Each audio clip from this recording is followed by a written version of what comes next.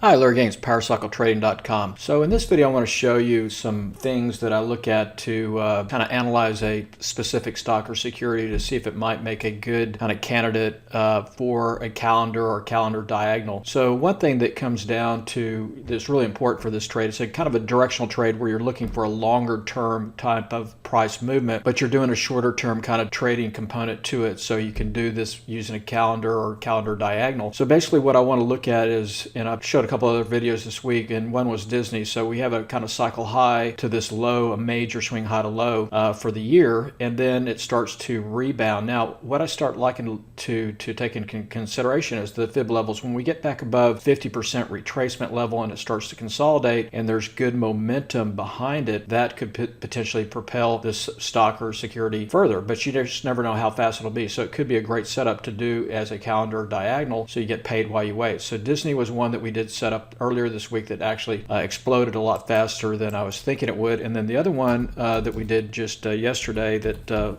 has kind of this same kind of component to it is Abbot. So you can see Abbot Labs here. We came from a high to low, back above the 50% retracement here. We're starting to consolidate. We've got some positive momentum. So this one could take some time to develop. So for this one, we did a calendar diagonal targeting that 85, and then we can keep, discounting it, kind of rolling it up and out, or rolling it up to a different series or out to a different series. So another one that looks kind of interesting here is Facebook. It's not quite ready, I don't think, but this is the kind of thing that I like to look for. And you can see Facebook here. We've had a big move from that prior high back in July to the low. It looks very similar to those other two charts. And now we're back above the 50% retracement. So looking for maybe a push. It needs to break through that 195 and then it can potentially run. So one way to trade this could be to look for a calendar on this trade setup. I'm going to give it a little bit more time to watch this momentum, which is kind of going negative, to see if it can hold this 50% retracement. But the trade that I'd probably look at would be a calendar with a 195 strike. So let's take a look. So the trade